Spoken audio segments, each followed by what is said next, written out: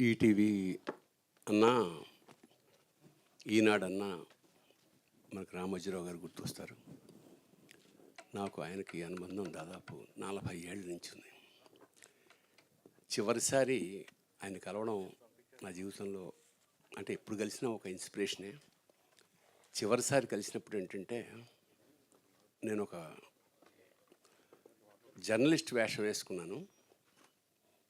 జుట్టంతా చెదిరిపోయి, బట్టలు చిరిగిపోయి అలా ఉంది. కానీ పొద్దున్నే పర్మిషన్ తీసుకున్నా, రామోజీరావు గారిని కలవచ్చా అని. లంచ్ టైంలో రమ్మన్నారు. మళ్ళీ గెటప్ మార్చుకోవడం కష్టం అని చెప్పి నేను వెళ్ళా ఆయన దగ్గరికి. వచ్చారు. రాగానే ఏమనుకోకండి సార్, ఇది ఒక ఫ్రస్ట్రేటెడ్ జర్నలిస్ట్ గెటప్ అన్న. ఆయన జర్నలిస్ట్ అందరూ ఫ్రస్ట్రేషన్లోనే ఉంటున్నారులేండి అన్నాడు. సమయస్ఫూర్తి. తర్వాత సార్ మీకు ఈ పిల్లి గడ్డం లాగా పెట్టారు, బాగుంది సార్ అన్న. గడ్డందే ఉందండి, నేను బాగాలేను అన్నాడు ఆయన. చిక్కుమంది నాకు. తర్వాత చెప్పారు ఆయనకు వెళ్తే ఏం బాగుండట్లేదు ఆయన.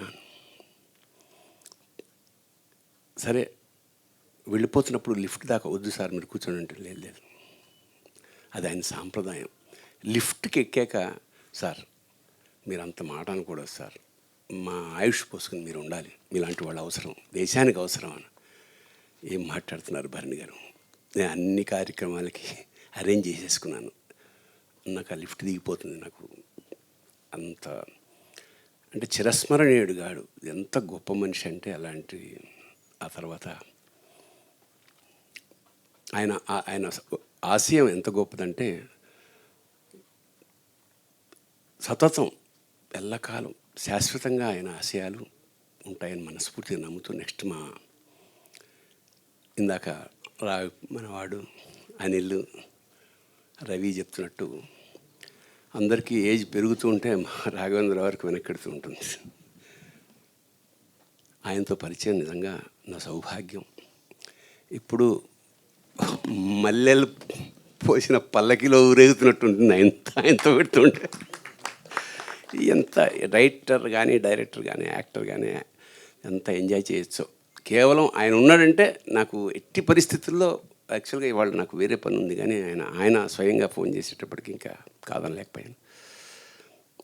ఇక ఈటీవీ చాలా గొప్ప వేదిక ఇది. ఎందుకంటే పూర్వం షార్ట్ ఫిల్మ్స్ అనేవి ఒక ట్రెండ్గా మొదలైందన్నమాట. అంటే విజిటింగ్ కార్డ్ ప్రొడక్షన్స్, అంటే నేను ఇది చేయగలను అని. కాకపోతే అంత సక్సెస్ఫుల్ కాలేదు. లక్షలాది మంది షార్ట్ ఫిల్మ్స్ చేస్తున్నారు. కానీ ఈ వేదిక మాత్రం ఖచ్చితంగా, ఎందుకంటే పరిపూర్ణమైన కథను అరగంటలో చెప్పగలిగిన వాడు ఏదైనా చేయగలడు అనేది ఒక. తర్వాత మన వాళ్ళు చెప్పినట్టు యాడ్స్, సాంగ్స్, ఫైట్స్ ఇలాంటివే కదా. అంచేత గొప్ప గొప్ప కథల్నికి పరమాద్భుతమైన వేదిక ఇది. సో భవిష్యత్తులో మనం ఇంకా చాలామంది దర్శకుల్ని ఎక్స్పెక్ట్ చేయొచ్చు ఈ వేదిక మించి. అలాగే నటులు, సతీష్ వేగేష్ని కథ చెప్పిన ఉత్తరక్షణమే నేను ఎస్ అన్నాను.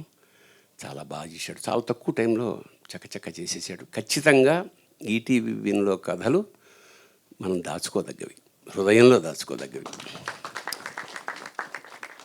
అలాగే ఎంతమంది గురించి చెప్పిన చిన్న ఆవకాయ ముక్క లాంటి మా సొమ్ము గురించి ఏ సభని ఎలా అని ఇందాక కూర్చుని ఇవి బట్టి పడుతుందా, చూసి చదువుతుందా, లేదా అసలు జన్మే అలాంటిదా. Wonderful, such a talented. నిజంగా పద్మశ్రీ ఆవిడకి అక్కర్లేదు, ఆల్రెడీ పద్మశ్రీ గురించి ఎక్కువ డిస్కషన్ వద్దు, ఎందుకంటే గబుకు ఎక్కువ డిస్కస్ చేస్తే ఎవరు కూడా. అంచేత అంతకన్నా హృదయాల్లో నిలిచిపోయిన మా సుమని నిజంగా ఆశీస్సులు అందిస్తూ శుభం భూయాత్. All the best. God bless you. Thank you sir.